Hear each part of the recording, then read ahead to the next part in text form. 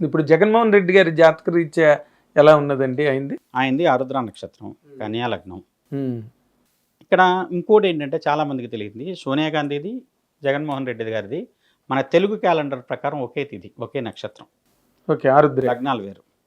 అంటే ఇక్కడ ఒకే లగ్నం నక్షత్రం ఒకటైనంత మాత్రం రాశి ఒకటైనంత కాదు, మన తెలుగు తిథులు ఉంటాయి కదా మార్గశిర మాసంలో, అదే రకమైనటువంటి గ్రహస్థితి ఉన్నప్పుడు చాలా వరకు అదే నక్షత్రంలో ఉన్నప్పుడు పుట్టారు. ప్రతి తిథి నక్షత్రంతో కలుస్తుంది కదా. అవును, ఆమెది ఆరుద్ర నక్షత్రం, ఏంది వచ్చేసి ఆరుద్ర నక్షత్రం. ఓకే. ఇప్పటిదాకా లాభంలో ఉన్న గురుడు వ్యయంలోకి వెళ్ళాడు, వ్యయంలోకి వచ్చాడు. సరే, ఆయనతో పాటు వాళ్ళ భార్య భారతమ్మ గారిది, ఆమె జాతకంలో ఆమెది వృషభ రాశి, మకర లగ్నం. వృషభంలో గురుడు గత సంవత్సరం వ్యయంలో ఉన్నాడు, ఇప్పుడు రామరాశిలోకి వచ్చాడు. దీంట్లో ఏంటంటే రాజకీయాల్లో శని గురుడు ప్రభావం బలీయంగా ఉంటుంది, అలానే సూర్యుడి ప్రభావం బలీయంగా ఉంటుంది. ఇప్పుడు సూర్యుడు ఎక్కడ ఉన్నాడు? మేషంలో ఉన్నాడు 15 వరకు, వచ్చే స్థితి కదా, మేషంలో వచ్చేలో ఉన్నాడు. మనకి రిజల్ట్ వచ్చే టైంకి ఈయన గురుడితో కలిసి వ్యయంలో ఉంటాడు. ఎన్నికల ఫలితాలు వచ్చే టైంకి 15వ తారీఖు నుంచి వ్యయంలోకి, గురుడు వ్యయంలోకి వచ్చేస్తాడు, గురుడితో పాటు రవి కూడా. అందువల్ల ఏంటంటే రవి గురువులు వ్యయంలో ఉన్నప్పుడు, కుజుడు మంచి పరిస్థితుల్లో లేనప్పుడు, తర్వాత శని మంచి స్థితిగతుల్లో లేనప్పుడు కొంచెం ఇబ్బందులు ఎక్కువ ఇస్తాడు. శని ఇక్కడ మంచిగానే ఉన్నప్పటికి కూడా జగన్మోహన్ రెడ్డి గారి జాతకంలో బుధ మహర్దశ నడుస్తుంది. బుధుల్లో బుధుడు అయిపోయి బుధుల్లో కేతువు, అంటే శని మహర్దశ లాస్ట్లో అధికారం వచ్చింది. లేదు, కొంతమంది బుధుడు బుధాంతరంలో అధికారం పొందాడు, లగ్నాధిపతి తృతీయంలో, ద్వితీయ భాగ్యాధిపతి అయిన శుక్రుడితో కలిసి లగ్న రాజ్యాధిపతి, మంచి ధర్మకర్మాధిపత్యం, బలమైన యోగం, అందుకని ఆయన ముఖ్యమంత్రి అయ్యాడు. అది వచ్చేసేసి బుధ మహర్దశ పూర్తిగా ఉంటుంది. తృతీయ బుధుడిని సహజంగా ఏం చదువుతాం, తృతీయ బుధుడు ద క్రూయల్ మెయిడ్ అంటాం. అంటే రాజకీయాల్లో బిట్రేయల్ అంటారు కదా, వెన్నుపోటుతాం. అలాంటి దానికి తృతీయంలో బుధుడు ఉండటం కారణం అవుతుంది. ఓకే. ఇప్పుడు మీరు గమనించండి, 2014లో కూడా ఆయనతో గెలిచిన వాళ్ళు చాలామంది తెలుగుదేశంలో మంత్రి పదవులు తీసుకున్నారు. అవును. ఇప్పుడు కూడా ఆయన ఎవరినైతే నమ్మి తన వ్యక్తుల కింద నిలబెట్టాడో వాళ్ళు కూడా చాలామంది ఆయనతో ఉండకపోవచ్చు. ఓకే. ఎందుకంటే తృతీయ బుధుడి లక్షణం అది. ఏ వ్యక్తికైనా తృతీయంలో బుధుడు ఉంటే వాళ్ళు నమ్మిన వాళ్ళు క్రూయల్ మేడ్, తన పని కింద పెట్టుకున్న వ్యక్తులు తను మోసం చేస్తారు. ఓకే. ఓకే. మన ఇంట్లో పని మనిషిని పెట్టుకున్నాం సార్, రోజుకో గిన్నె చంకలో పెట్టుకుని వెళ్ళింది అనుకోండి, దొంగతనము ఇంకో పేరుతోనూ, నష్టమే కదా. నష్టమే. అంటే ఇప్పుడు ఆయన పర్మనెంట్ జాతకం అండి అది ఎలాగా? మిథున రాశి, కన్యా లగ్నం.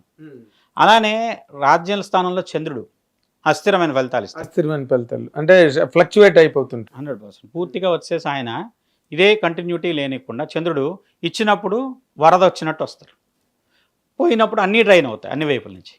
ఇప్పుడు 175, 151 అంటే అన్నీ వచ్చినట్టే కదా కదా. మరి 175 చోట్ల పోటీ చేస్తే 151 వాళ్ళు గెలిచారండి. అవును. 25 ఎంపీలో 22 వాళ్ళు గెలిచారండి.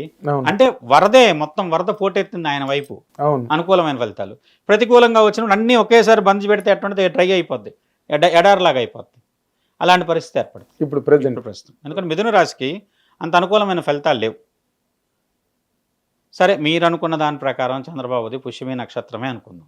ఇప్పుడు గోచారంలో కర్కాటక రాశి వాళ్ళకి ఎలా ఉంది చెప్పండి. మీరు ఉగాది తర్వాత చాలా చోట్ల మీమ్స్ చూసుంటారు కదా, కర్కాటక రాశి సింహరాశిని పోలుస్తూ, అక్కడ 10 ఎకరాలు ఉందో కొనేద్దాం, ఇక్కడ 25 ఎకరాలు ఉందో కొనేద్దాం అన్నట్టు కర్కాటక రాశి వాళ్ళు. సింహరాశి వాళ్ళు వచ్చేసేమో అంటే 14 ఆదాయం 2 వ్యయం, 2 వ్యయం 2 ఆదాయం సింహరాశికి, 14 వ్యయం, ఏదో రూపంలో ఖర్చు అవుతుంది. అంటే నేను ఇక్కడ ఏంటంటే గోచారం చూసేటప్పుడు, రాజకీయంగా కొంత వ్యక్తులు చూసేటప్పుడు నామనక్షత్ర ప్రాధాన్యత కూడా చాలా ఎక్కువ ఉంటుంది. ఓకే. అలా చూసుకున్నా కూడా ఈ సంవత్సరం జరుగుతున్న ఫలితాలు కొంచెం వ్యక్తిగతమైనటువంటి ఫలితాల్లో కొంచెం ఇబ్బంది, ఆరోగ్యరీత్యా కానివ్వండి, గండరీత్యా కానీ చంద్రబాబు గారికి ఉందేమో కానీ రాజకీయంగా మటుకు ఆయన పురోగతిని సూచించే విధమైనటువంటి గ్రహస్థితి, అనుకూలమైన ఫలితాలు ఉంటాయని చెప్పచ్చు ప్రజెంట్. అంటే ఇప్పుడు గండాలు ఏమైనా ఉన్నాయంటారా ఆయనకి? ఆరోగ్య భంగానికి కానీ ఇలాంటి ఆయుష్కారకంగా ఉండేటువంటి కొన్ని ఇబ్బందులు అయితే ఉన్నాయి. ఓకే. ఆయుర్భంగానికి ఎందుకంటే మొదటిసారి వస్తే మొంగంటాం, ఏలినడిసి. రెండోసారి అంటే పొంగంటాం, మూడోసారి అంటే మృత్యు అంటాం. అధికారం యోగం ఇచ్చి కొట్టేయచ్చు వ్యక్తికి. ఎందుకు అంటే నాకు రాజశేఖర రెడ్డి గారి టైంలో మీరు చెప్పింది నాకు గుర్తుంది. ఇవ్వకూడని పరిస్థితుల్లో యోగం నాకు గుర్తుంది. ఎందుకంటే ఆయన ఓడిపోతే మంచిదండి, టైం బాగోలేదని మీరు నాతో అన్నారు. బట్ ఆయనేమో థంపింగ్ మెజారిటీతో గెలిచారు అప్పుడు. ఇప్పుడు యోగం ఏం చేసింది ఇప్పుడు అక్కడ కూడా చూడండి, అసలు విరుద్ధ భావాలు మన స్వభావాలు వీళ్ళతో పట్టలేదని విడిపోయిన వాళ్ళు మళ్ళీ కలిశారు. ఇప్పుడు కూడా మీరు గమనించండి, రాజకీయంగా నిన్నటిదాకా ఏ పార్టీలో ఉన్నారు, ఇప్పుడు ఏ పార్టీలో కంటెస్ట్ చేశారు, అంతకుముందు ఏ పార్టీలో ఉన్నారు అంటే ఎవరికి ఎక్కడ ఏం చెప్పలేని పరిస్థితి. ఎవరికి ఒక సిద్ధాంతాలు కానీ రాజకీయంగా వ్యక్తులకి ఎక్కడ ఏది అవకాశం ఉంటే అటు వెళ్ళిపోదామని ఆలోచన తప్పితండి. అదేలే, వాళ్ళకి ఎక్కడైతే వాళ్ళకి మెరుగైన ఫలితం వస్తే అక్కడికి వెళ్ళిపోదాం. అంతే. అంతకుముందు ఎంపీగా కొన్ని కాన్స్టిట్యున్సీల్లో తెలుగుదేశం ఎంపీగా ఉన్నవాళ్ళు సడన్గా వాళ్ళు వెళ్ళిపోయి వైఎస్ఆర్సీపీలో జాయిన్ అయ్యారు. ఇప్పుడు నిన్నటిదాకా వైఎస్ఆర్సీపీలో ఎంపీగా ఉన్న వ్యక్తి ఇప్పుడు తెలుగుదేశం నుంచి అదే స్థానం నుంచి కంటిన్యూ చేసిన వాళ్ళు 3-4 ఉన్నారు. ఇప్పుడు రఘురామకృష్ణరాజు గారు ఉన్నారు కదా, ఎవరో ఎందుకు రాజు గారు ఉన్నారు, తర్వాత వచ్చేసి ఒంగోలు, తర్వాత నసరావుపేట. అంటే బాగా పబ్లిసిటీ ఉన్న వ్యక్తి, చాలా ప్రముఖమైన వ్యక్తి అయితే రఘురామకృష్ణరాజు గారు. ఆయన గురించి చెప్పుకోవచ్చు మనం. ఆయనతో అయితే మీరు ఏ పార్టీ నుంచి అయినా కంటెస్ట్ చేయండి, వైఎస్ఆర్సీపీ నుంచి మీరు కంటెస్ట్ చేయదు, మీకు దానికి అనుకూలతలు లేవు అని చెప్పాను అప్పుడు ఎలక్షన్ ముందు. చెప్పారా? మన మా శర్మ గారని టాలీవుడ్ ఛానల్లో దాంట్లో ఆయన ఒక ఇంటర్వ్యూ కోసం వస్తే 1-to-1 కూర్చోబెట్టారండి మా శర్మ గారు. ఆయనతో అప్పుడు అన్న, మీకు ఉన్న దానికి లింక్ అలవదండి, ఇబ్బందులు ఉంటాయి, కాబట్టి వచ్చేసి మీరు కంటెస్ట్ చేయకపోయినా పర్లేదు కానీ దాని నుంచి అయితే మీరు వైఎస్ఆర్సీపీకి మీకు పొసగదు. అలానే కొంతమంది తెలుగుదేశంలో ఉన్న రాజకీయ నాయకులు కూడా మీకు దానికి పొసగదండి, మీరు మీ పార్టీకి వెళ్ళిపోండి అని చెప్పేసి సజెస్ట్ చేసిన. ఓకే, మరి ఇప్పుడు మీరు ఇంత నిర్దిష్టంగా ఇంత బలీయంగా చెప్తున్నారు మీరు, కానీ వేణుస్వామి గారు లాంటి చాలా సుప్రసిద్ధ జ్యోతిష్కుడు ఆయనేమో తొడగొట్టి ఛాలెంజ్ చేస్తున్నారు, జగన్మోహన్ రెడ్డి గారు ప్రభుత్వం ఏర్పాటు చేస్తారు, ఆయనే ముఖ్యమంత్రి అని చెప్పి పద్ధతిలో మాట్లాడుతున్నారు. ఎక్కడ తేడా వస్తున్నది సుధీ గారు? మీరు ఆయన గమనించండి, 2014లోనూ జగన్ ముఖ్యమంత్రి అన్నారు ఆయన, 2019లోనూ ముఖ్యమంత్రి అన్నారు ఆయన, 2024లోనూ ముఖ్యమంత్రి అన్నాడు, మళ్ళీ 2029లోనూ ఆయనే ముఖ్యమంత్రి. ఆయన మాట మార్చని మనిషి, ఎప్పుడు ఒకే మాట మీద నిలబడతారు. దాన్ని బట్టి మీరు అర్థం చేసుకోండి.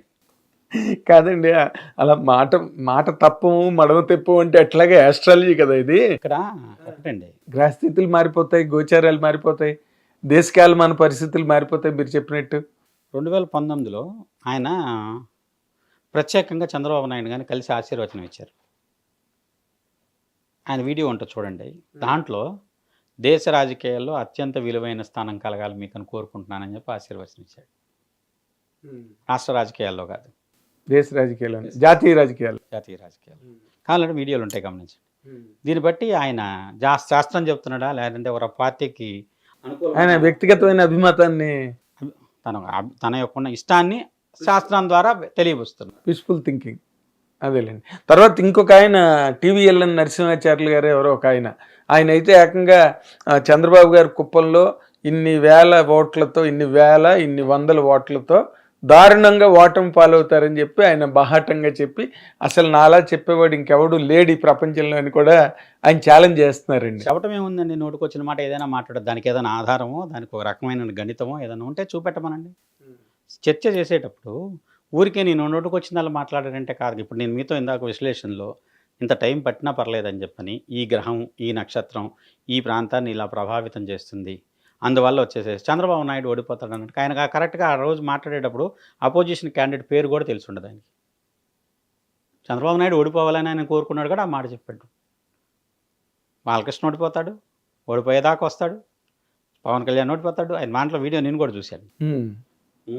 అంతా ఇప్పుడు శాస్త్రం ఒకటండి, మేబీ రాజకీయంగా ఓడిపోవచ్చు, దాన్ని మనం కరెక్ట్గా దాని ప్రకారం మనం మాట్లాడేది కొంతవరకు ఇప్పటికి అప్రస్తుతం. కానీ ఏంటంటే దాన్ని చెప్పేటప్పుడు ఇప్పుడు అలా ఇందిరాగాంధీ కూడా ఓడిపోయింది. అక్కడ మన తెలుగు ప్రాంతానికి సంబంధించిన ఒక పెద్ద సిద్ధాంతిని ఇప్పుడు ఇందిరాగాంధీ కలుస్తానని వస్తే, అమ్మ నేను నిన్ను కలవను, నువ్వు నీతో ముఖం చూస్తూ మాట్లాడను, మధ్యలో ఒక తెరాడు కట్టించి తర్వాత ఇందిరాగాంధీ గారిని కూర్చోబెట్టి యువతలేని కూర్చొని ఆమెకు చెప్పాడు, నీ కొడుకు చనిపోతాడు, నిన్ను అరెస్ట్ చేస్తారు, జైల్లో వేస్తారు, కానీ మళ్ళీ నీకు అధికారం వస్తుంది, చాలా గొప్ప పరిస్థితి మళ్ళీ తిరిగి పొందగలుగుతావు, ఈ పరిహారాలు చేయని చెప్పి తెలుగు సిద్ధాంతి. నిజంగా పద్మాల ఆయన ఉండాలి, ఇప్పుడు లేరులేండి, చనిపోయారు. అసలు నువ్వు విధవరాలివి కాబట్టి నీ మొహం చూడను. సరే, ఆ రోజు ఉన్న పరిస్థితుల్లో ఆయనకున్న నియమాల్లో మనం దేన్నైనా సరే, ఇవాళ ఆ మాట అంటే ఆడవాళ్ళకి చాలా మంది కోపం వస్తుంది కాబట్టి నేను నిన్ను చూడనమ్మా. అదే అప్పుడున్న సామాజికమైన సంప్రదాయాలు అలా ఉన్నాయి సార్. నేను నీకు ఫలితం చెప్తాను, కాబట్టి వచ్చేసి ఆమె కూర్చోబెట్టి తెరాడ్డు కట్టించి యువతల తను కూర్చొని తను ప్రశ్నగా తీసుకున్నారు, ఇంకో రకంగా తీసుకుని ఆమె ఫలితాలు చెప్పాడు. సంజయ్ గాంధీ గారు అది కూడా విమాన ప్రమాదంలో నీ కొడుకు చనిపోతాడని చెప్పాడు. చనిపోతాడు కాబట్టి ఆ అబ్బాయిని కాపాడటానికి నేను పూజ చేసి ఓ రక్షిస్తాను, అది ఆయన కట్టండి, ఆ గండం తప్పుతుందని కూడా చెప్పాడు. అయితే కారణాల రీత్యా వాళ్ళు రాజీవ్ గాంధీ గారు పైలట్ అయిన కారణం చేత ఆ రక్ష రాజీవ్ గాంధీ గారికి కట్టారు. ఓకే. అది ఎందుకంటే విమానాలు తిరిగేది ఆయన కదా, ఈయనకేముందిలే అని చెప్పేసి ఆయనకి కట్టారు. అదే పుత్రగండం అంటే ఆయనకి అనుకున్నారు, పెద్ద కొడుకు. విమాన ప్రమాదం అంటే ఆయన అప్పటికే పైలట్గా ఉన్నారు కాబట్టి ఆయనకు అనుకున్నారు. ఆయన సేవ్ అయ్యాడు, సంజయ్ గాంధీ గారు చనిపోయాడు. అలా తర్వాత ఇందిరాగాంధీని జైల్లో వేశారు. ఆ తర్వాత మళ్ళీ ఆమె బయటకు వచ్చిన తర్వాత మళ్ళీ పార్టీ మార్చి ఇందిరా కాంగ్రెస్ స్థాపించి తను మళ్ళీ మొత్తం వచ్చేసి దేశం మొత్తం ఒక మంచి భారీ మెజార్టీతో గెలవగలిగారు కదా. అవును.